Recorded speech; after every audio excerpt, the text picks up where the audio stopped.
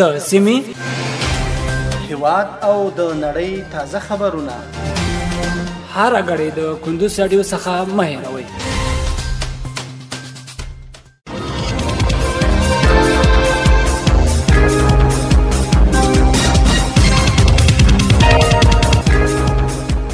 د کندوز رادیو اوریدونکو په سلامونه او نیکې هیلو مو هرکلی کوم. نن چهارشنبه د 1402 کال د جدیه مرغومي 28مه چې د 2024 کال د جنوري د 18 سره سمون خوري.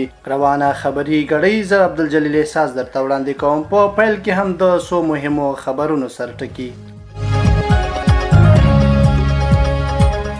د افغانستان لپاره د اروپایي ټولنې سفیر په افغانستان کې د سرتاسري امنیت ستاینه وکړه.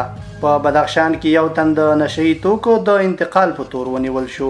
د اطلاعات او کلتور په وزارت کې د رسنیو د سمون او پیاوړتیا په موخه غونډه وشوه او د فرانسې ولسمشر اوکراین ته د توغندیو او بمونو د سپارلو پلان اعلان کړ. اوس هم بشپړ خبرونه. د افغانستان لپاره د اروپایي ټولنې سفیر په افغانستان کې د سرتاسري امنیت ستاینه وکړه. د کورنیو چارو وزارت سرپرست خلیفه سراج الدین حقانی په خپل کاري دفتر کې په افغانستان کې د اروپایي ټولنې له سفیر رافیلا یودیچا سره وکتل. نوموړي په دغه کتنه کې په افغانستان کې د سرتاسري امنیت ستاینه وکړه او همدارنګه د افغانستان په اړه د ښکېلو هیوادونو ترمنځ راتلونکي میاشت دوحه کې د جوړېدونکو ناستې په اړه هم خبرې وکړې. یودیچا همدارنګه د اروپایي ټولنې په استازیتوب د هرات د زلزله ځپلو او هیواد ته راستنېدونکو افغانانو سره د همکارۍ په ګډه د نورو بشري مرسته یادونه هم وکړه. په ورته وخت کې د کورنیو چارو وزارت سرپرست د اروپایي ټولنې سفیر ته د ښه راغلاست ترڅنګ له افغانانو څخه د هغې ملاتړ او د افغانستان په اړه د نوموړي د مثبتو هڅو قدرداني وکړه. په بدخشان کې یو تن د نشهیي توکو د انتقال په تور ونیول شو.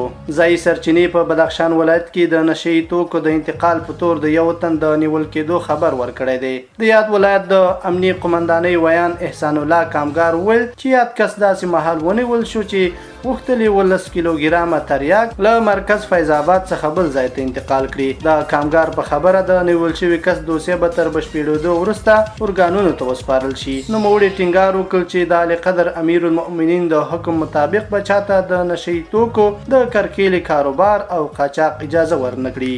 د اطلاعات او کلتور په وزارت کې د رسنیو د سمون او پیاوړتیا په موخه غونډه وشوه.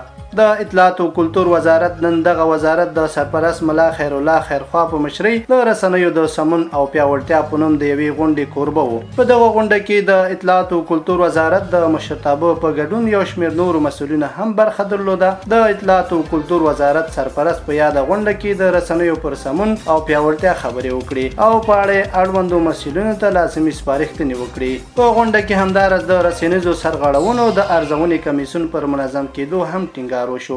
او وروستۍ خبر دا چې د فرانسې ولسمشر اوکراین ته د توغندیو او بمونو د سپارلو پلان اعلان کړ. د فرانسې ولسمشر پرون اوکراین ته د اوږده واټن د ویشتونکو کروز توغندیو او بمونو د سپارلو پلان اعلان کړ. ایمانویل مکرون په یو خبري کانفرنس کې همداراز ویل چې که ډونالډ ټرمپ د امریکا انتخابات وګټي دی به له هغه سره د ګډ کاري لارې چارې عمومي. د فرانسې ولسمشر زیاته کړه چې اروپا باید د امریکا د انتخاباتو نتایجو ته له پام پرته دي چمتوالی ولري چې ښایي متحده ایالات به بل ځای کې لومړیتوبونه ولري. درنو اورېدونکو دا و د دې مهال خبرونه. تر بیا ښه وختونه ښې چارې لویه لامل شه.